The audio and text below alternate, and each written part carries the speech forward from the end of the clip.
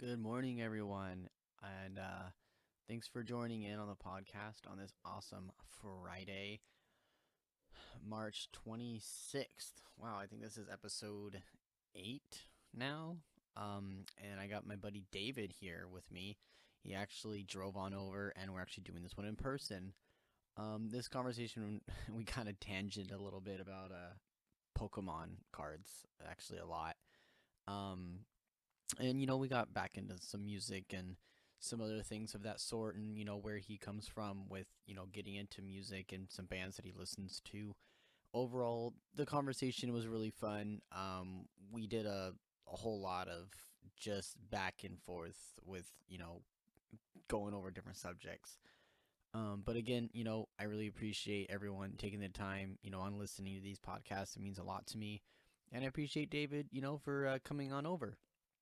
And something that I like to do before I get into the rest of the podcast is, let you guys know that at any point, if you listen through all my content and you want some more, there's another podcast from my friends Austin and Kyle called Stay Noisy. And they're also from Sacramento, and they're covering a lot of this area. And with their second season of Stay Noisy, they're gonna be doing a lot more.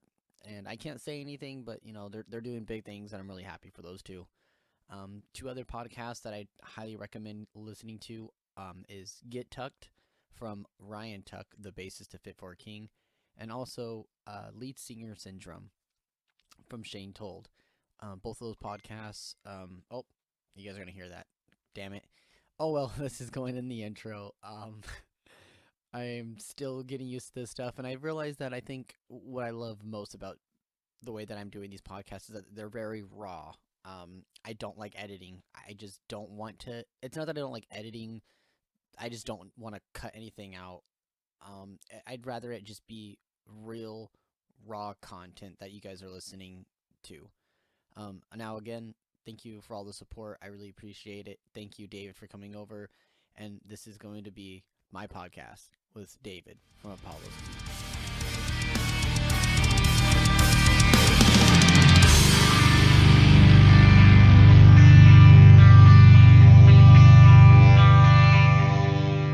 So, this is awkward.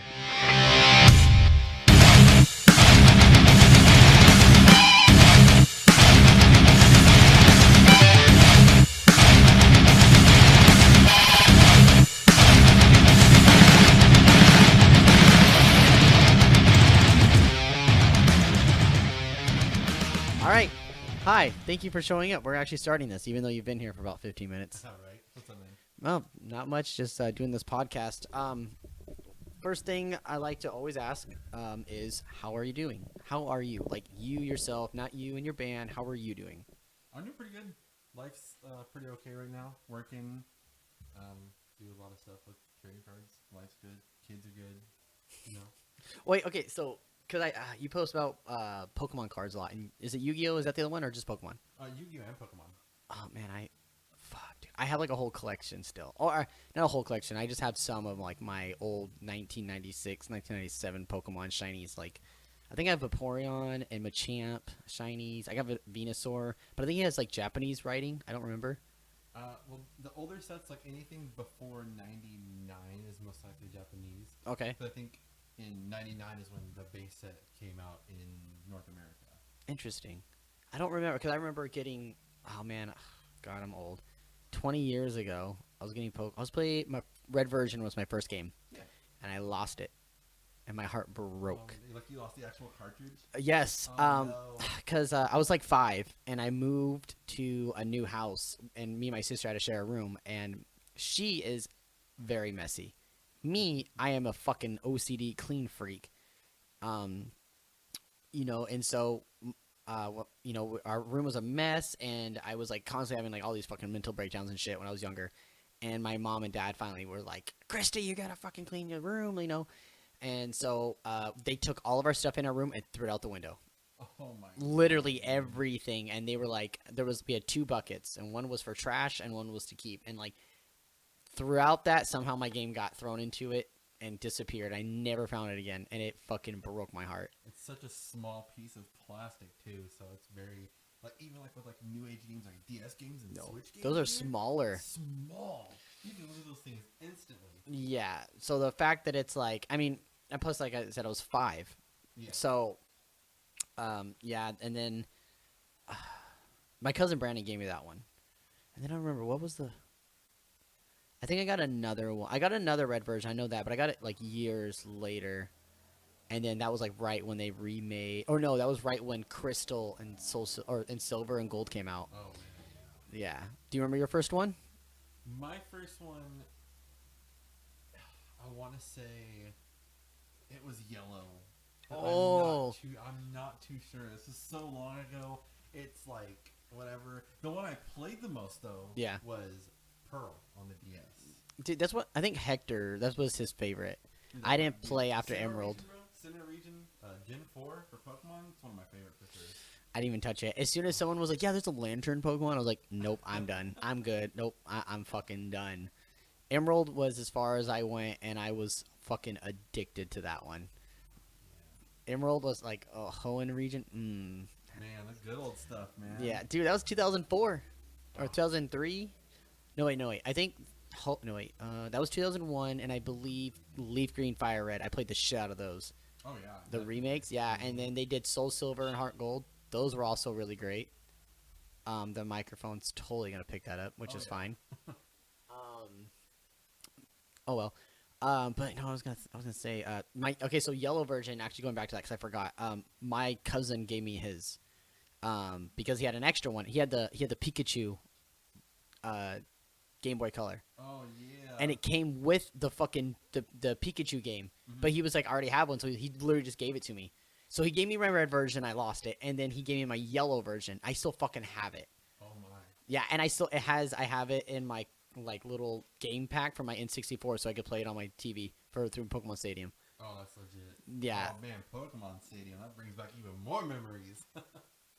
Did you play That did not sound good. That did not sound good. All right, everyone's gonna pause on this. If you want to keep talking, I'm gonna go shut my front door. But oh fuck, I was gonna say it was about to be Pokemon. Damn it, I hate myself. All right, I'm gonna go close this front door. I'll be right back. This feels so bad. Right. I didn't think my neighbors would be fucking insane. No, actually, my neighbors are fucking crazy, dude. They'll be cutting wood and shit at like 10 o'clock at night. Holy shit. With a chainsaw, not even lying, or digging up something.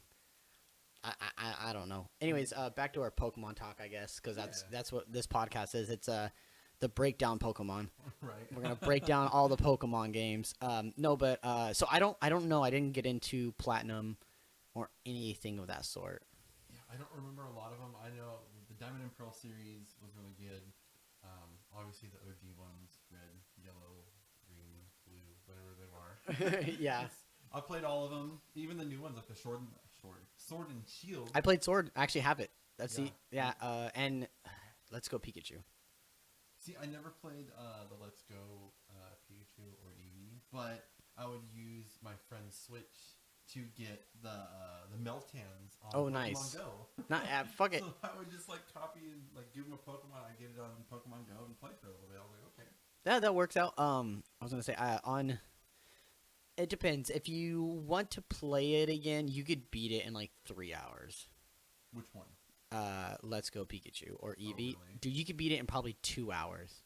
Honestly, Boring. I believe hardcore you could beat it in an hour if you really fucking push, and you could do it with one Pokemon because literally you don't fight other Pokemon in it when you train or whatever. Mm-hmm. You only fight leaders and you only fight trainers. You catch Pokemon, and that experience goes to every time you kill or you defeat a Pokemon. Oh my god, kill it! Every time you defeat a Pokemon or catch a Pokemon, you literally all your Pokemon get the equal amount of XP. So it doesn't matter what Pokemon you use. It really does. Yeah, it dumbed the game down so much, and all the little hidden things throughout the game, they're all handed to you. You don't have to go searching for anything. There's no secrets. That's boring, dude. Yeah, there's no fucking secrets in the game. It made me hella sad. I like going through all the games and searching and searching and searching for all the secrets. Yep. All the rare candies that you have to go up this weird road, fight 20 Pokemon. Yep. Not just be like, oh, here's 20 of them. Yeah, the game literally hands you everything. And I had this talk when I first bought it, and I was talking to, the whole band about it. And they were all like, Ryan, this game is made for kids. It's not made for adults. So, yes, it's going to be super fucking simple, but that's because you're an adult, so stop bitching. And I'm just like... Like, I understand, but it's like, dude, like, they're just noobs. Like, they just need to go play red version and get lost for 9 hours or something in the fucking rock tunnel. And then run into a Moltres and then can't beat it. They just die over and over. Yeah, or go into the caves that you have a little light on your little square and that's it. Yeah. Oh, man. Did you ever have, like, the little bendy wire that hung over your, like, for your Game Boy Color? It was like a little, you connected to the side. Yeah, the light so you can see Dude, that that thing never worked. That was terrible. It just made a glare. Mm-hmm. I don't know. Maybe if it was just the one I had, but it casted like a blue light on it, so it just like had this crazy ass glare, and I hated it. I know that it was a pain. I just don't remember all like specific details like you do. So I can't remember that kind of stuff. Oh man. Well, so my thing is that if I sit back and I think about something from my past, I'll all of a sudden like unravel everything that goes with it. Yeah, makes sense. Yeah. Yeah. All right. So let's stop talking about Pokemon. It's already been a few minutes, and everyone hates this. So tell me about the band. What's going on with it? So it was going pretty good up until obviously COVID-19 hit. Yeah. We were literally just getting back into the studio late February, early March. Oh damn, that's at the peak of the start. And like everything was going down. It was like March 11th or 12th. We were in the studio. Of, 2020, and there was a whole bunch of like news articles and stuff about like it's spreading super fast and all that stuff. So our producer, he was like, let's hold off a couple days, a week or something, see what's going on with all this stuff. And we're like, okay, whatever. Like we'll chill. Obviously, this is getting more serious. Yeah. And it was like everybody got put on the back burner. Every single band, so everything got backlogged months. Oh yeah. Because we just couldn't go in. He and his family wanted to be safe, so I understood that. Yeah. Like, okay. And we were supposed to be next up, but like everything got switched. He was finishing other people's stuff, so all the other bands like before us technically they finished first. Yeah. And we eventually went back in like 4 months later, and we had started recording more guitars, more bass and drums. No vocals and stuff yet. We got that stuff done. Yeah. And we're like, okay, cool. And then like another couple months, we went back into a little bit more. Okay. Fuck. But recently, the last like month, we've actually got some vocals down. Oh, nice. And we finished more guitars. We changed the whole song on guitars again. Like we're like really trying to make this like pop. And like pop style or just the song? Boom. Just the song. Oh, okay. Be a complete banger. How about that? Okay, yeah. And yeah, we just got some really crazy vocals on it. I pushed myself this time, and it's going good so far. It's going good so far? Yeah. Well, I'm glad to hear. Yeah. The last thing I did with you guys was the music video thing. Yeah. When I got pushed. Austin told me about that. Yeah, we did it in Fair Oaks. He pushed me. And it was funny is I'm also in an Attila music video where Franz pushes me. Yeah, I remember seeing that. And I'm like, every time, like, I'll go on every couple months and I'll go, like, however many more views, I'll be like, oh, 1.4 million people saw Franz push me. And, like, people are like, dude, that's really you. I'm like, yeah, it's really me. I still have the fucking, the Batman hat that's in the food fight scene. I still have that. That has all the food on it and shit. Still? Yeah. What? I'm not going to clean it. Like, I mean, it's old as fuck. I mean, everything dried up so it doesn't smell or anything, but yeah, I'm like, dope, though. yeah, dude. I even have, like, I have a, well, it's kind of burnt. So I took a screenshot of, there's a scene in it where we're pushing the principal. We tied him to a chair and we're pushing him down like this like hallway area, and excuse me, I just burped. So I took a picture of it and then I printed it out or whatever, or I had it developed and I took it to Warped Tour. Oh my god, I'm burping so much. And then I was like, when I was going to the merch tent, like literally, this was like this is like about a year after that whole thing, like the music video came. No. Music video came out in 2015, so it was the same Warped Tour. So it was like 2 months later. Oh shoot. Yeah, because it came out on 4/20/15. Okay. I'm not going to tell you why I remember that so specifically. And then like 2 months later, Warped Tour happened. But when I was walking by the tent, Kaylin goes, hey you. And I was like, yeah. And he goes, I know you from somewhere. I was like, yeah, I'm in your music video. And he was like, oh my God. He's like, dude, I remember we made sandwiches together like at the music video show. I was like, yeah, dude. And then we just started talking, and they brought me over. And then he's like, dude, you could just come over here and hang out with us. And I was like, no fucking way. He's like, yeah, dude. And then like they signed like that picture I had. I was like, yeah, dude. Like I brought a picture from it, and they fucking signed my picture. Yeah. And then I found out. So I got my ex-fiance in that video with me because I won tickets to the show the night before in San Diego. Mm-hmm. And then they were like, hey, do you guys want to be in our music video? And I was like, fuck yeah, dude, I'm down. Yeah. And they're like, all right, well, it'll be tomorrow. Like, you got to be over here. So we're like, all right. So we went there, and of course she was with me. And so like I found out some really bad news. So I got over the whole, breakup or whatever. And so I saw the picture that I had had nothing to do with her because she was in the shot, but it more about the fact that it's like, oh, I'm in it and I got it autographed. And then I found out some really shitty things that she did while we were dating. And I was just like fucking devastated. I was so pissed off. And so I just fucking burnt like that side of the picture. Oh shit. Even though it destroyed like 2 of the autographs on it, I was like, I don't fucking care. Damn. But I still kept the picture because I was like, it still has other autographs and my face is still there, so that's okay. Yeah. But yeah, no, sorry, that was like a little tangent and story. Dude, I'm gonna do this for the rest of my life probably. I'm just kidding. I don't know. I like doing this podcasting thing. It's a lot different. This is actually the first podcast I've ever done or been on with someone. Really? Yeah. You never done like an interview at like a show, like someone going, hey, let me talk to you real quick or anything? Very briefly. It was like maybe like 10 minutes. It was back like in 2011, 2012 when I was first playing shows. It was at Ace of Spades. It was a giant local show. What? You played Ace of Spades? I played Ace of Spades a couple times. Way back in the day when they liked locals. Oh man. I played twice with my old band. It was called Without Conclusion. Interesting. And it was actually a name based off of a As I Lay Dying song. Oh, nice. And we played Ace of Spades. We played a couple local shows when they had like, I don't remember what they were called. One was like a Winterfest or something like that. It was pretty cool. I mean, and then I don't remember the people's name who did the interview. It was so long ago. Yeah. Oh, okay. Wait. So, how many bands have you been in before this one? Oh God, before Apollo's Key, it's probably been 3 that have been like semi like serious, and then there's just like little ones that I've just messed around with here and there. Yeah, because you do screams and clean guitar, or not clean guitar. I'm so stupid.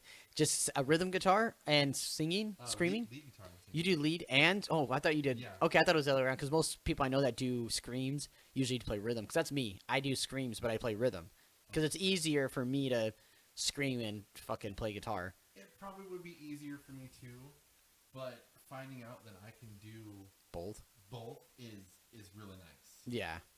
And our new songs are actually really pushing my limits on being able to do that. So are you gonna be able to do it live though? Like, yes, I've been practicing it, and it's hard, but yeah. I can do it. I just got to get like, what's that called? Hand-eye coordination better. Not that, just like my fingers know what to do without me knowing what I'm doing.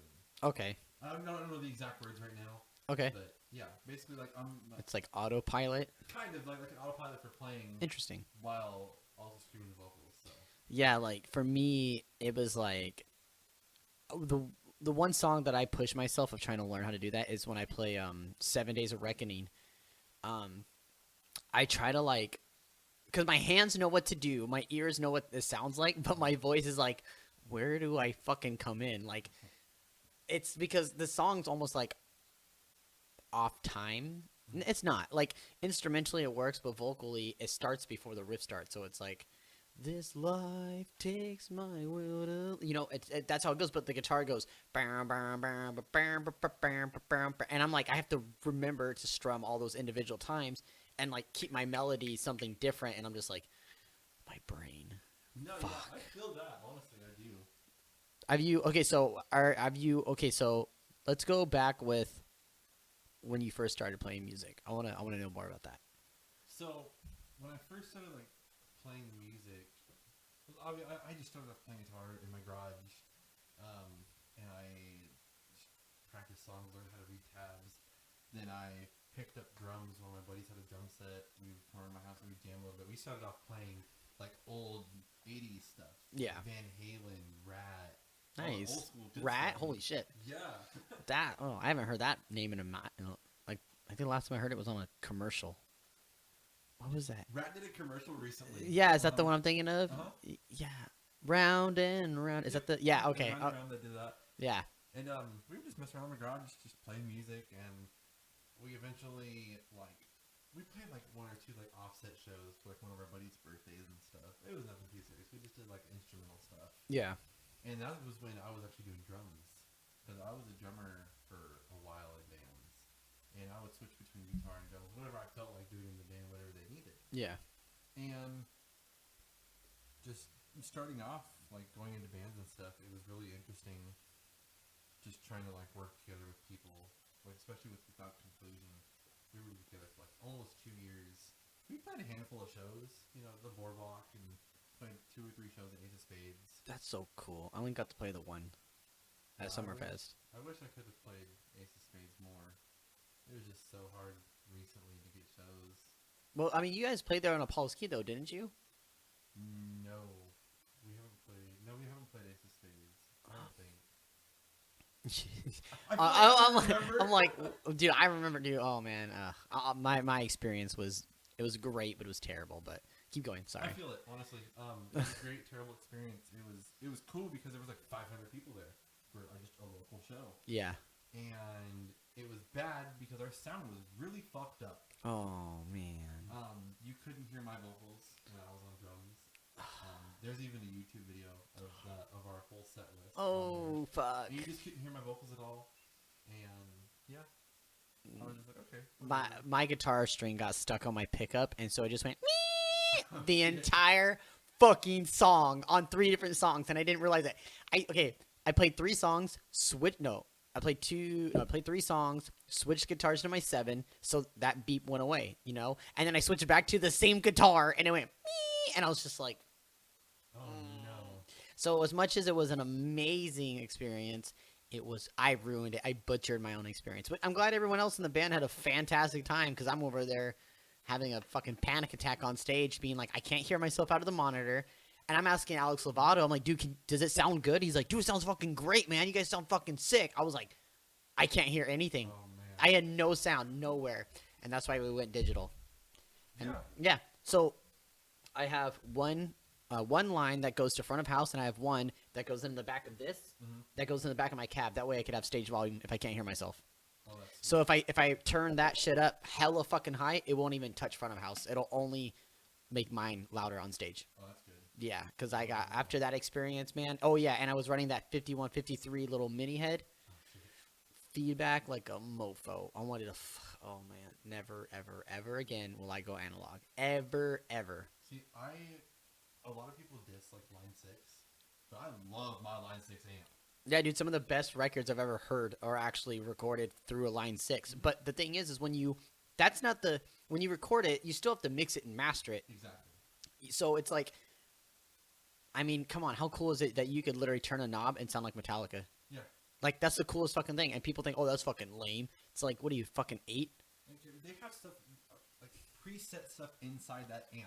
Yeah. It goes back to the 50s. Yeah, but you could also make your own tones with it, too. Exactly. Like, I don't know, like, I've had 2 Line 6s, and both of them were awesome, but I thought, no, I want to be fucking real metal. I want to get a fucking 5150 EVH. And, like, man, when I got the EVH, all I've ever had with both of them are just fucking problems with, like, feedbacking and all this. And they're like, yeah, you want that crunch. I'm like, yeah, but I don't want this feedback. So go digital. And if we have time, I'll show you the tone on this bitch, and you'll be like, holy fuck, that sounds real. It sounds fucking great. You couldn't even tell the difference, honestly. It's that fucking good. That's great. But, so what bands have you been in? So you've been in Apollo's Key, you've been in Without Conclusion. There was one called Sleeping Until the End. We played, actually, I think that band also played the same night as Ace of Spades. So I played twice on stage. Ace of Spades one night. Oh my two god. different sets. I'm One so I played jealous. drums, and the other I was on drums and guitar. It was weird. So we had. Wait, you were drums and guitar at the same time? No. Okay, I was so confused. Me and the drummer, we switched spots for a song because we did a cover of OG Loco by Of Mice and Men. Oh my god. And he didn't want to practice OG Loco on the guitar because he knew it on drums really well. So okay, I'll switch to guitar for that song and play it like on the guitar. You play drums. I'm like, it's fine. And it was cool, man. It was cool. So we also covered a Nelly song. A Nelly song? Oh man. What? It was the most basic one. What's it called? Think about her, think about me, think about us and what we gonna be. Oh, Just a Dream. Just a Dream. I don't know. I haven't listened to Nelly in fucking 20 years, man. Yeah, we covered that. We covered Just a Dream. It was pretty cool. I learned how to play the intro guitar on. I don't even know it's played every time in the song. I don't remember.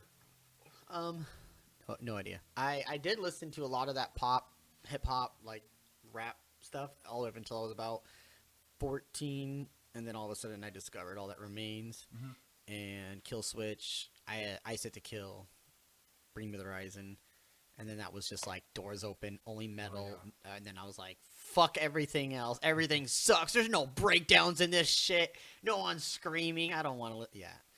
And then Attila came out, and I was like, oh, best of both worlds, you know. And then I was like, all right, I'm over this. There's one more band that's known in Sacramento. I was in for a while. Oh, the Horror. You were in Oh the Horror. They're still around though. Yeah, I was in Oh the Horror for a while. Back when they actually did a full band. Okay, yeah. Now it's only 3-piece, right now. Yeah, now it's only just 2 guitars and Jonathan the vocalist, because they do everything else backtracked. It's just easier. And it was fun back then. Like, we had a full band. We played a couple shows. It was cool. We did like a little 2-day mini tour here in San Francisco back then. It was definitely fun. Their music's fun to play. Yeah. A lot of energy. Honestly, when we play, because we played with them at Ace of Spades, and I was like, dude, this band deserves a fucking massive crowd. They sounded massive, and the vocalist, his name's Jonathan. That's the vocalist. He screams so fucking good, dude. And I mean, I'm not a fan of the hip hop aspect of it because that's just not my forte. But like vocally, dude, that fucker can scream. And I'm like, I'm listening to this guy scream. I'm like, dude, this guy is absolutely raw. Like, almost like I will say, I won't even say almost. I will say definitely an inspiration of like vocally of a level I wish I could be at. Yeah, it's literally his highs. Dude. I'm like, dude, like this shit's like, and he does it with so finesse because then he goes straight into like that hip hop talk, and I'm like, I watched, dude, I was front at the barricade for their whole set. I thought it was so good, and I was just like, this is the first time I've seen this band, and I'm getting to fucking play with them. And it's funny because we played with them actually like a year prior in Modesto, but I got fucking super sick. And so it's like, as soon as our set was done, dude, I just went and lay down in the fucking van. I couldn't. I was fucking dying. Actually, I think every time I've ever played in Modesto, I got super sick after. Every single time. It's either I eat something bad or I just get sick, and I don't know why. See, that happened to me in a San Francisco show. We played at the DNA Lounge. We played nice. And it was with, here's another band. We just called ourselves Anonymous because we couldn't think of the name. So we just went by Anonymous. We played a whole bunch of like old school stuff. We did, we covered Jet. We covered Three Doors Down. We covered Stevie Ray Vaughan. A wide range of genre. Yeah. And that was the one show I've ever been sick at. It was really weird. Like an hour or two before I went on stage, I got like super dizzy. My stomach was hurting. I was like, oh shit. So I just went and sat down and drank a bunch of water. I was still feeling like shit while we played a 25-minute set. And we cut out the song that I was supposed to sing. So I was like, no, I'm not going to do it. I'm going to sit to the side, play my parts that I know how to play. Yeah. And if you cue me for a solo, I'm going to come out and do it quick. And I'm just going to kind of, chill back. I didn't have no energy at that show at all. Oh, man. Yeah, no, I had food poisoning. I've had food poisoning. And then at another time, I had a strep throat. Another time, I had bronchitis. A different time, we played X Fest in Modesto. Wow. Actually, no, I take it back.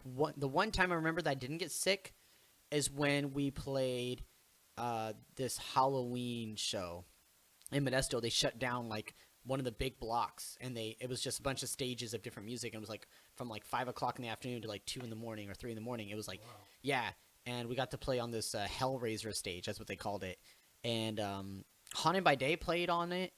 Fuck, who else did played on it? There's like a couple local bands that are from like the Modesto area, but like they played on it, and it was a really great fucking show. It was fantastic. We all dressed up. Me and Jordan dressed up as Harry Potter students. We had our wands and everything. Oh, that's dope.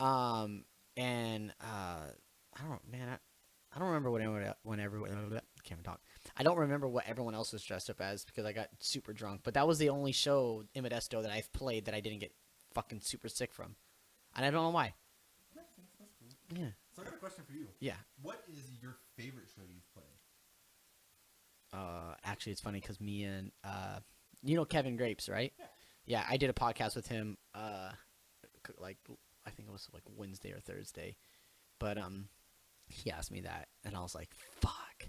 I have a couple like ones that are like tied, but I don't know. My Ace of Spades would be my favorite one, but my string situation kind of fucked that up. Yeah. My first headline Boardwalk show was absolutely banger. That was the first tour we did. And then we have the last headline one we did at Holy Diver. That one was absolutely insane. Carnifex was insane. Fuck. I have just so many good ones, but I think like my favorite one is just gonna be the last one that we did. Will be that headliner one at Holy Diver. Oh, yeah. Only because of the fact that it's like we headlined it, and the 200 people that were there were all just friends of ours. So it was really great seeing everybody there, and the show, I just wish it never ended. It was fucking great. And then yeah, what about you? What's your favorite? Because you've done way more than me. So, definitely the Ace of Spades show was really cool for me. When I played it the first time with one of my old bands. Only part about it that sucked is that my kick pedal had actually broke during the second song. So it took me like 5 minutes to like connect it all back together. And no one would talk. No one on stage was like, "Oh, hi guys, how you doing?" They're just like, "Oh, man." But it's kind of like bitch time, that's being funny. But they weren't like reacting with the crowd. So that was the only thing that was like bad about it. I was like, okay, whatever. It was still a fun show. Yeah. I played a show with Burn Halo. Burn Halo. They're local-ish. They're a little bit bigger band. I don't think I've ever even heard of that. They're really good. I like them. Burn Halo. Well, I played with Modern Day Escape back in the day. Modern Day Escape. That sounds so familiar. Who's that? That sounds super Modern Day Escape. They're the old school like emo band. Ah. What's one of the? I cannot remember their main song. I'm pretty sure if you showed me a song, I'd be like, "Oh, yep, I remember that." But yeah, but my favorite show, like probably like that tops it, was when I was into the horror and we played with Dayshell and Escape the Fate. oh fuck yeah! That was down in Long Beach. Oh wait a minute, was that that you're talking about that festival? Yeah, No. Oh my god. I didn't play that one. My old band. I quit my old band before they played it. A Turtles Last Nightmare. Me and Jordan both quit because we were both in that band, and we quit. And then they went and did that one. Because me and Jordan did. I played Wow Wow Fest with We Came as Romans, As Blood Runs Black, and like whatever. There was like Being As an Ocean was on that one. And then me and Jordan together played Rock the Boat Fest with I Wrestle the Bear Once, Get Scared, The Word Alive. Yeah, and like that one was insane. There was like it's a 3-story fucking boat that people were all, yeah. And then, but that one, yeah, we quit right before that one. And Oceano played that too. I don't think they were on the same one we played. The same one? The same festival we played? It was 2 days, right? No, it was a one-day one. It was one day. It was like a little like one-day offset festival down there. Yeah, Escape the Fate headline. It was 2015, right? 2014 or 2015, yeah. Yeah, it had been 2015 because I quit my band in 2015, and then they still have played that. What the fuck was it? But it was definitely a one-day show. Okay. Okay, I don't know why I remember Dance Game and Dance being on it. Yeah, the only big names that Escape the Day Fate. Shell and Escape the Fate. Yeah. Anyways, keep going. I mean, I don't remember what it's called, but I'm like 100% sure it was the same one that they played because I didn't play it. So I know they played that. They played the one that had Escape the Fate and Day Shell on it. I know they played that one. Okay. Yeah, that one was just a really good show. It was cool, like being able to say that we like, are on the same show. Yeah. But we got fucked. Why? Oh man. We were supposed to play at like 11 p.m. at night, and Escape the Fate was supposed to be at like 11:30 or something like that, right after I set. Like they were supposed to play. We were on opposite stages. Yeah. So we were gonna. It was like 5 or 6 p.m. and we got word that like, you guys have been pushed back to 11:55 or something like that. And we're like, why? They're like, Escape the Fate's gonna go on at 11. Oh, you're like, dude, everyone's gonna leave. A lot of people left. Yeah. But we literally, like, as soon as like Escape the Fate's music stopped, ours was just on. Like we were like, boom. It's like a lot of other people stayed. Probably about 100 people. Oh, that's still really great. Like the 600 or 700 that was there. Yeah. So people still stayed to watch us, but like we got playing at like 12:30. We were at the festival since like 2 p.m. Oh fuck. Yeah, I don't think we've ever played. Okay, you know what? So when we were on tour, this venue was like, yeah, no bands are gonna start till 8. 8. That's late. Yeah, and I'm like, dude, there's 9 bands, and you want to start at 8 o'clock at night? He's like, yeah, I know LA, man. Like that's when the night starts. I was like, dude, I used to live here, bro. Like it don't start. Like shows don't start at 8 o'clock at night. Like what the fuck's wrong with you? And he's like, well, that's because you're like, that's like central LA. He's like, this is SoCal, like next to San Diego. I was like, I don't want to fucking play in San Diego. Like, Oh my God. I was like, I don't know anyone in San Diego that's gonna go.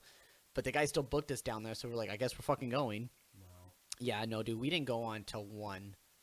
Or like it was like 1:30 or some shit. The last band didn't go until 2:30 in the morning. I was like, yeah, we're already. What?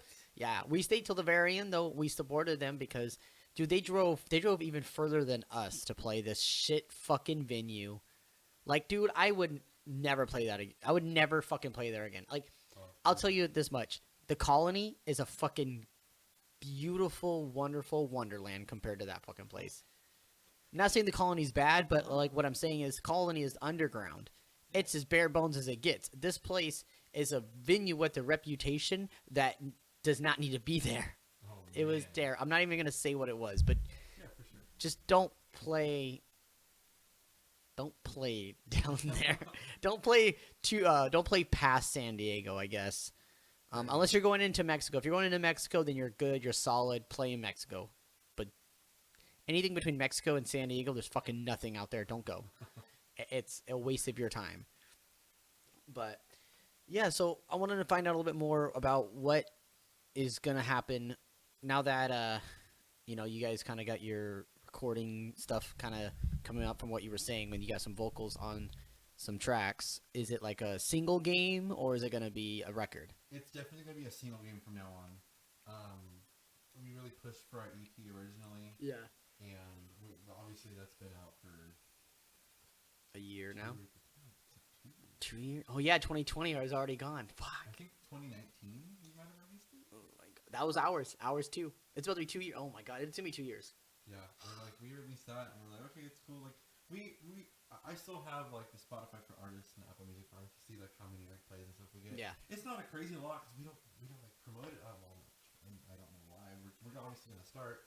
We're doing a little revamp. Not saying much about it, but we're doing a little revamp. And we're definitely doing the single game. We're gonna push out a single, probably, maybe early summer if we can get everything done. Yeah. And then once that, like, we're gonna actually promote it. Yeah. Not like, oh, here's 5 songs, like listen to it. We're like, no, we have 1 single coming out. We have this, and this, and this. Yeah. But it's just gonna be 1 song. That makes sense. And then a couple months after, once that one like whatever, we're gonna release another song. Yeah. So we're just gonna keep pushing out singles for a while, and that seems to be a really good move for a lot of bands right now. Like we see a lot of bands releasing just singles and not albums. Yep. That's just because that's what rap and hip hop artists do. They'll put a single out every fucking couple months. And so it's like we need to adapt that into our metal community because that's the only way we're gonna grow. and stay relevant when there's so many of us trying to break free. I know there's a couple bands in the scene that I've talked to that told me their overall game plan, and I'm not going to repeat it, but single games is what they're doing. We talked about it, and yeah, I'll talk to you a little bit about like what we're doing after this, because I don't want any misleading information getting out there what might be happening with us. We're still going though. Band's not breaking up, I promise. But yeah. Do you guys plan on doing any touring, or is the band just going to be like a local thing? What do you want to do, I guess? Me personally, I would love to see Apollo's Key to go somewhere. Yeah. And I'm pretty sure a couple of the members do too. Yeah. I'm trying to think of the best way to explain this, you know? Basically, yeah. I mean, I would love to see Apollo's Key to go somewhere. I'm pretty sure I would too. There's not much more to it than that. Just besides, like, if we can get our name out there enough. Yeah. That's kind of like, I mean, for us, we want to fucking, all of us are like, dude, we want to tour, we want to do this shit for a living. But at the end of the day, I look at the possibility of that being a thing, and it's like, it feels like it's so far away. The band has been around for 4 years, and last year was just such a big hit of just negative, bad, everything. And so it almost feels like it's impossible. But when I've heard of bands that have been around for 10 years, and they're like, yeah, we've never even toured, I'm just like, why not? And they're just like, just never did it. And I'm like, do you want to? And they're just like, no. And I'm like, so what do you want to do? And they're just like, oh, we just want to play every now and then. I'm like, well, that's cool. Like, that's what you want. Yeah. But it makes me realize that it's like, I'm 4 years into this. I've toured 3 times, put out 2 EPs, 1 single. This is still the beginning. Oh, yeah. 100%. Still the fucking beginning. Now, I want to hope by 10 years, you know, we've gone and done bigger things. But I feel like that's why I ask people, like, where do you see yourself?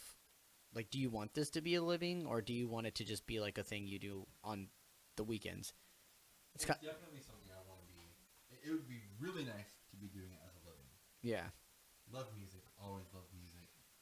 And besides that, like, it's really slow right now, and it's going to continue to be slow until concerts come out.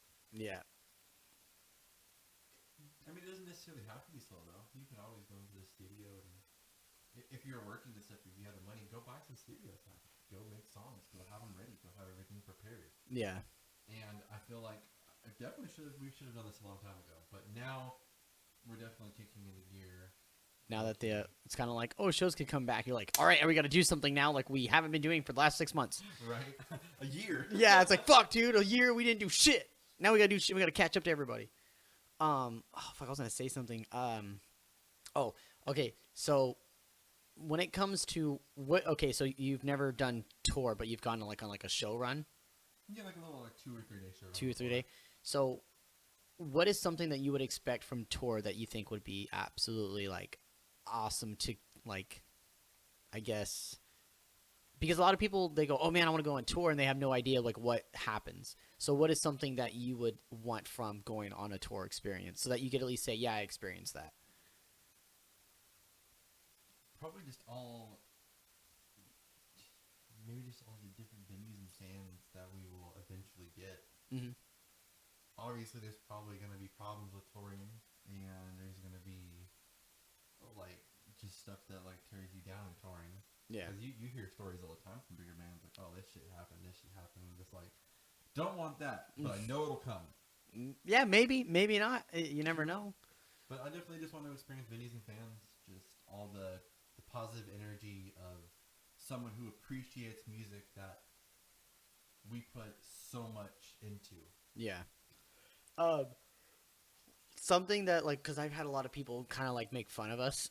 They're like, oh, why do you guys go on tour? You're such a small band. Like, no one's going to go to your shows. And I'm like, that's okay. How many other bands have gone on tour that are small that you've never heard of, that your friend's local band, that your friend's band is playing? They're like, hey, my band's going to play this show for this band that no one's ever heard of. Do you want to come out? And you're like, yeah, I'll come out and support you. And then you become a fan of the band that's headlining, even though they're a fan or they're a small band with 1,000 likes on Facebook and that's it. Yeah. Now you're a fan of that band. Exactly. And that's the fucking purpose. That's the reason why that shit happens. So when you're a small band in our position and we go out for a week or 2 weeks or a month or whatever it is we're doing, it's not because we want to, I guess, show off or some shit, because obviously I've played shows and okay, the first time we played in Bakersfield, no one was there. Second time we played in Bakersfield, people were there and it was fucking awesome. Same thing with LA. The first time we played there, no one was there. Well, actually, there were 2 famous people there, and that was literally it. Besides people, guitarist to Judas Priest was there, and the vocalist to Skid Row was there. Shit. Yeah, they were watching our set, legit. Whoa. Yeah, it was crazy. So those were the only 2 people that were not the other band members from the other bands that were playing. Wow. That were there. Yeah, and it's like you never know who you're gonna play in front of, and that was a fucking great example. Went back to LA again. People are there. And think about Avoid, right? Or Dead Crown. Okay. Or even For the Likes of You. Yeah. Those bands, they're so small, but I'm not going to, okay. You know what? For the Likes of You doesn't really count on this because Austin's technically YouTube famous. So we'll dial it back. So Avoid and Dead Crown, the first time that they went on tour together, I think it was the first time, they came through Sacramento, and I was only going because of the fact that Avoid went on tour previously with For the Likes of You 6 months prior, or like 3 months prior or something. So I was like, well, I really like them. They were really cool. I'll see them again. And then next thing you know, I became really good friends with them. And then I became really good friends with Dead Crown. And now I have this friendship with both bands that are fucking massive. Yeah. And whenever they come through, I could play those shows with them and play with their crowd. Create that friendship, make their fans my fans and my fans their fans. And that's the whole concept of going on these little tours. Even though we're such a small band, it doesn't really, no one's going to be there. People will be there. People are going to see, oh, they do tour. So I could expect them to be here in 6 months, because every 6 months they do a tour. Yeah. Or, it's giving fans or just people the ability to meet you. That's the coolest aspect of it. The ability to become a fan. Exactly. And to physically be like, dude, I love your music. I'm going to give you a handshake. I'm going to buy your merch. Or even just see you dance on stage, whatever you want to do. Right, yeah. So something that, my favorite thing about touring is literally waking up on a weekday, knowing I don't have to go to work, and I'm going to go play music later that night. Yeah. And then I'm going to do the same thing the next day. When it happens to you, you're going to be like, all right, this is the greatest feeling in the fucking world. The show is fun, but waking up the next day not going to work, that's the best part. That's when it sits in and you're like, I'm doing it. I'm doing it. I'm literally doing what I have dreamed of doing. Not on the scale, but of doing it. And I think that's the most important part. Definitely. No, I feel that one for sure. Sorry, I get so into it. As soon as I start talking about all that, dude, I just go. I'm just like, ah! Like not waking up and having to go to technical work. It technically is work, but not going to work, Yeah. That's nice, because I only do that 2 to 3 days a week right now. I'd like to do that all 7. Fuck. Well, so wait, do you guys... Okay, so how does your... Okay, so who writes music in your band? So, Austin writes all the lyrics. Okay. I can be honest with you, I have no... I don't want to say I have say. Because I have say in what the lyrics are, but he writes everything for the lyrics. Yeah. I'll write the guitars. Okay. And then everything else is just written after that. Interesting. And then in the studio, if something doesn't seem to fit, everybody comes together and it's like, let's change it up. That's cool. Okay, so wait, where do you guys record at, if you don't mind me asking? We record at Ashton Studios with Matt Thomas. Oh, he's the guy from Ace of Spades and Diver. He does all the he's a sound guy. Yeah. Oh, okay. Ashtone. Where you're the third person I think I've heard talk about that. Yeah. He's done a lot of big bands right now. Yeah, he did Darko. Yeah. And he does Merchants. Uh-huh. Fuck. And there's probably more he's doing that can't be said right now, but yeah. But yeah, he's fucking phenomenal work. I would recommend anybody going to him. Fuck. Right now we go through Cody from Spite. Okay. That's who we go through. I think we're gonna finish out this record with him, and then we're gonna look for someone else. Not because we don't like anything he's doing or anything of that sort. It's literally nothing of that. But it's mainly just because we want to develop our sound, and he's really good with fucking deathcore. And we've been leaning more into like metalcore styles. So we're thinking about finding a producer or whatever, someone that kind of fits in that realm of metalcore. I would 100% recommend that then. Yeah. Yeah. Yeah, because For I mean, especially since I've heard the songs that come out from Matt, and they're always, all of them are good. Yeah. So, well, it's good to know, because then whenever you guys put the next one out, I'll be like, oh, I know exactly who did this. Yeah, I'll show you after the podcast what we have from him so far. I will judge it so hard. No, I'm just kidding. No, it's good. I really liked. Austin's singing on the choruses is so fucking good, and it makes them catchy. Wait until you hear the new one I'm gonna show you. It is beautiful. He pushed his limits as well. He does. Oh man. He pushed his limits, and he in the studio, dude. Yeah. 2 takes for this chorus. It was insane how good he did the chorus on this new song, and it didn't take long at all. That's good. No, we oh yeah, like I said, I'll talk to you more about what our situation is. For sure. But we we're a full band. We have 5 members, so we do have a new vocalist. Like that's the thing. But it's more of just like we wrote songs that cater to Jordan's voice, and now that we have a new guy, it's like it's hard to fit those into them. So now we're kind of restructuring patterns, words, all that, and it's like it sounds like it could work, but it's like, dude, this is gonna take a lot more work than we expected it to, just because we worked so hard on catering to Jordan, and well, not really his voice, but Jordan's and Ugo's, because Ugo had a real older classic Kill Switch kind of singing voice, not as great as what's his name, oh my god,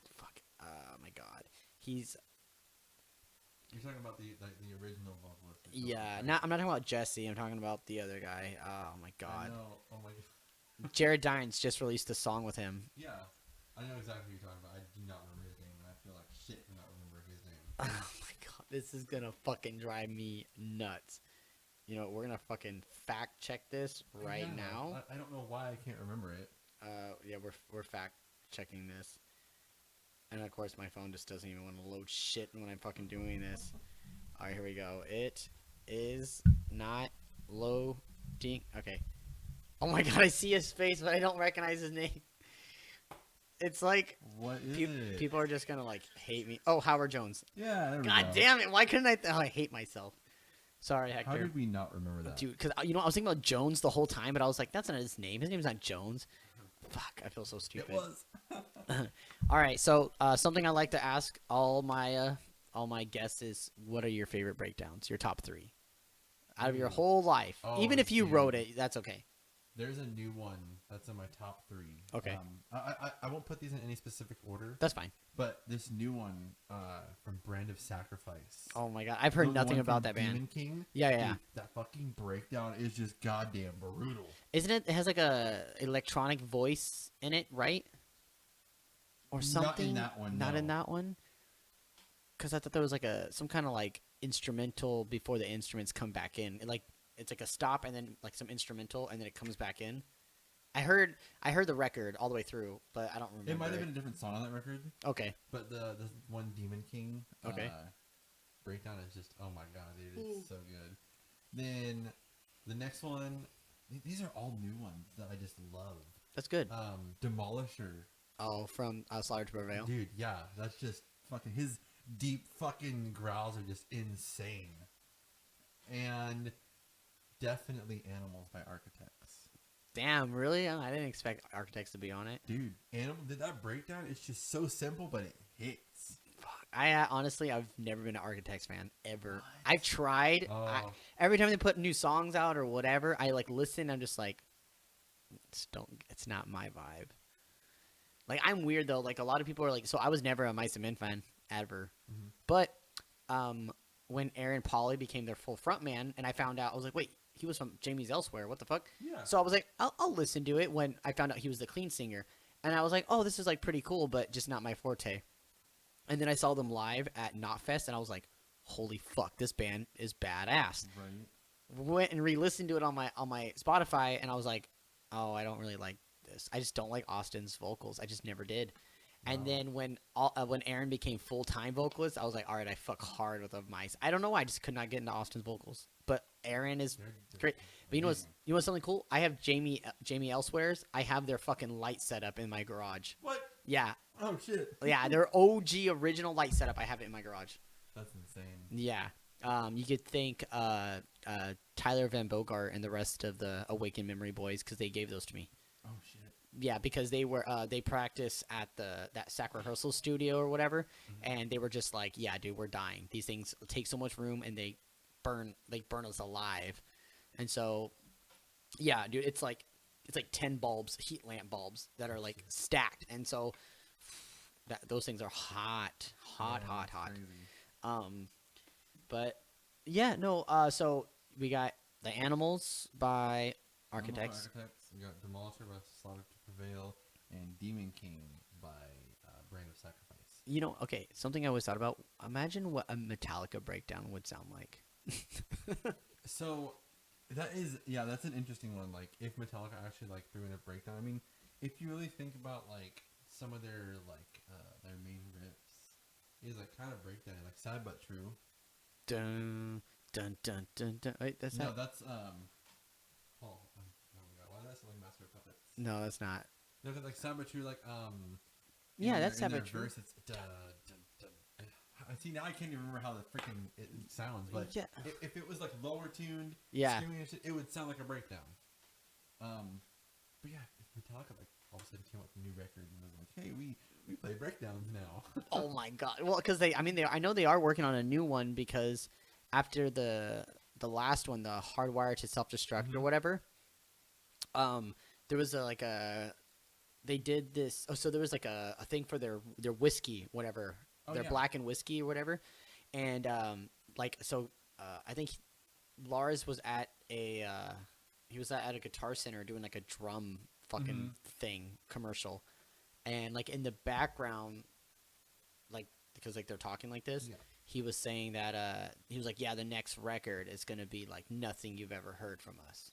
But that was like 3 years ago, or like 3 years ago now. So where the record is, no idea. What direction? To me, it's gonna sound just like every other Metallica song, though. Yeah, that's how I feel. Like I can't even really listen to Metallica anymore. I'm burnt out on Metallica. I will listen to everything before Death Magnetic. I think I'm with you on that, but I will also listen to Death Magnetic. Yeah, I will also listen to it, 100%. Actually, there's a lot of All Nightmare Long was probably my favorite song off that record. But I mean, I'm talking about as in like, I won't skip it if Master of Puppets comes on. Oh, yeah. I won't skip if Faded Back comes on. I won't skip if From the Bell Tolls. I won't skip on those ones. But if almost any other Death Magnetic song, I'm like, nah, I'll skip. I like their instrumental on that one, the Suicide and Redemption. That was the first song I learned off that album because it was all instrumental. Interesting. It was just fun to play. Honestly, I don't remember it at all. Oh, man. Just straight up don't remember it. My brain, I've been listening to so much like heavier shit lately. I've been getting into like more hardcore. Like there's a band that I started listening to that's a female front person. Before you said the name, is it Spirit Box? No. Oh. I've been listening to Spirit Box, but honestly, no. I listen to this other band more.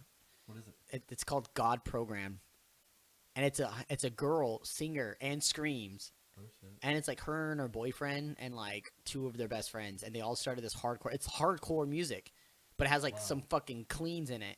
And she's singing, and then she comes in, and the fucking music is just fucking banging, dude. Wow, I'm gonna have to listen to that later. Like, and they're not even that big. They're a super small band, and I only found out about them because they're on Get Tucked. The singer is the girl. Oh wow. Yeah, and like I listened, I was like, oh, you know what? If Tuck's gonna bring somebody on like being that small of a band on, then like they must be really good. And damn well, dude. As soon as I heard the first song, I was like, boom, added that whole record to my fucking Spotify. Damn, And when it comes on, I don't skip it. Like, it's actually really good. You could tell the recording, though, is like not not the best that it could be, but it doesn't matter because it's the genre and style that it is and makes it so good. It's like, fuck. Oh, dude, there's another small band from Australia called Deficit. Deficit. They're That kind of sounds familiar. Their new song, I don't remember the name of it, but their new song is fucking great. Like, what is it? Kind of like. It's really, it's almost simple. Yeah. Like really simple, but it's catchy as fuck. It's catchy. Sorry, I'm can't talk. This podcast is being terrible to me right now. Actually, I need more Mountain Dew at one point. You know, so something that I also like to bring up is if people wanted to find, you know, your music, where can they find Apollo's Key at? If you use a music streaming service, Yeah. you will find it. Okay. That's a good obviously answer. Spotify, Apple Music, Amazon Music, Google Play, YouTube, even Tidal. Even Tidal. I don't know who uses Tidal, but it's on Tidal. Do people apparently use it? I don't. I'm. To me, I feel like they're just making up ideas at this point. Oh, you can even find our music on TikTok. Nice. Can you find it on Twitch yet? I don't know about Twitch. Look it up. You should be able to, because I know we got the notification that Twitch is now partnered with DistroKid. If that's who you went through. Yeah, we went through DistroKid. Yeah, then you should be able to opt in on it. I think ours automatically updates. Okay, well then well, I don't know if you handle your band email, but check your email. It'll tell you. It'll say, oh yeah, it's now available on blah blah blah. I'll have to check that out. Yeah, we just got like 3 new sites that are just fucking random. I don't even know who or where these things came from. Twitch is a good one though. Yeah, I use Twitch all the time. I mean, I stream. Sometimes I kind of quit though. I want to start streaming, but like I don't have the time. They don't. It takes. I'm just straight up. There's no point in streaming if you don't have the time, because realistically, you might as well just play the game and enjoy it for yourself. Because that's what I do. Yeah, just keep it like that. Because if you have no intentions on going anywhere with it, then don't put any time. You're just wasting time. You know. And I only say that because I hardcore got into it, like hella hardcore, while I had no work. And so I was streaming like fucking 8 to 13 hours a day. Goddamn. Yeah, and I was having such a hard time hitting affiliate, and I took a break for like 3 months. I was like, I'm done. Like I was like, I'm not getting any followers, nothing. Like I can't become an affiliate. And then I just one day woke up and I was like, I'm just gonna watch music videos that people are gonna submit to me, and I decided to stream it. And within that fucking week of me doing, I did it every day, and within that week, I hit affiliate. Damn. So random. And then ever since, like I stream like once a week, maybe for like 3 hours. What games do you play right now? Right now, I'm playing Call of Duty Warzone, Cold War, and I play the new Zombies. I play Skater XL, and what else do I play? Literally, that's like all I play right now. You don't play Apex anymore? Nah, I have it, but nah, I quit. I tried replaying it because Kevin asked me, but I was just like, nah, like I don't know. I love playing it, but I hate playing it because I don't know. People are just way too good at it, and I suck. So. See, I feel that when I play my games too. Like I play Warzone here and there, but that's not my main one. My main ones are honestly Apex and Fortnite. I tried getting into Fortnite when it first came out, and I couldn't. I just thought it was whack. I was like, I don't get this. I didn't get it at first either, but like my buddy like sat me down and was like, "Here, do your settings like this. Do your settings like this. Blah blah blah blah. Start building. Start learning how to build, where to play shit." I was like, "Okay." And like a month after like hardcore grinding that game, dude, me and him are almost in the top division for arena mode. What the fuck? Yeah. Damn. Yeah. No. I started playing Warzone and I hated it because I switched from Apex to Warzone. I thought this was the dumbest shit. Biggest difference. Yeah, biggest fucking difference. But then last night I played with Jake Young and Nick, and we actually and some other dude that they know, and we fucking won twice back to back. Oh shit. And I was like, what the fuck? And I had 9 kills on both of them. And I'm like, this is coming from like, I only played Warzone up to last night. I played it maybe 4 times, or 5. Wow. And that's like a real number. I hated it. Every time someone's like, "Do you want to play it?" I was like, "No." Or I'd play one match and then be like, "Fuck this game," and quit. And then last night they were like, "Dude, let's play. We need one more person." I was like, "Sure." I got nothing else going on. And then all of a sudden we won, and I was like, "Holy shit, I'm actually not that bad at this." And they were like, "No, you're really fucking good." They're like, Jake's like, yeah, I fucking told you, Ryan, because you usually get 30 kills every fucking game on Call of Duty. You should do it too. So I don't know. Maybe I'll start playing more now that I could actually kill people, and I get the idea. Yeah, I don't know. So what are you playing? Like, just in general. Yeah. I play Fortnite more than anything, honestly. Me and my buddy, we play the ranked mode on there, and then if he's on, I'll hop on Apex and play with somebody on Apex. Are you console, PC? Console. I play on Xbox. Xbox, nice. Wait, are we not friends on Xbox? I don't know. We'll figure that out later. Yeah. I'll have to add you on Pokemon Go too. Oh yeah, for sure. Dude, I play it every single fucking day. I don't every play it day. every day anymore, but I'm halfway to level 40, bro. And I just Dude, you're level so you're level 20, or you're like 39 to 40. 39 to 40. Oh, okay. I just hit 43 a couple days ago. Oh my god. What? Dude, and I took a year break. I've taken so many breaks on Pokemon Go. Yeah, no, I took a year break, and my girlfriend, she plays. So she was like, oh, yeah, they're doing all this events and all this stuff. And I was like, nah, I'm good. I don't care anymore. And then I don't know what got me back into playing, but something – it was last year that got me back into it. It was like maybe June. And I was still level 40. And, yeah, she was like, oh, you should play with me. I was like, all right, sure, I'll play. So – and then we started playing, and then I just got fucking hooked on it, like hardcore. So I just been playing every day. And yeah, that's like a whole other conversation about Pokemon. We're starting this podcast off with Pokemon, and we're gonna end it with Pokemon. But yeah, no, definitely. I really appreciate you coming over. Yeah. Sure. I enjoyed it. Yeah, no, I was. Like I told you, I kind of double booked people on accident, so now I'm like, fuck. I don't know what time it is right now. Okay, cool. No, I got an hour. But yeah, no, thanks for coming out. I wanted to kind of keep these only to Skype or Zoom because that's what I'm going to start using now because actually Zoom works really well. But I mean, these in-person ones are kind of cool. Like Zoom ones for like just audio only or what? Yeah. Wow. Actually, something that I want to do, I originally, before I did any in-person ones, I wanted to get a backdrop and like have like my logo above me and everything. And like that way the person I'm doing with, like we have a setting, we have like a whole like setup. But this happened way faster. Like more people wanted to do this faster than I was even expecting it to. For sure.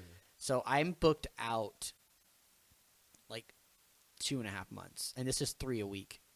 Wow. And I just did 2. I did 1 yesterday, 1 the day before, and I have 2 today. Damn. And I still have I think I have 20 something more.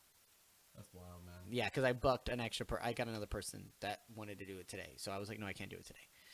So I have to reschedule them, I think, for May or something like that. That's quite a bit up, man. Yeah, I think it was May 25th was when I told him I could do it.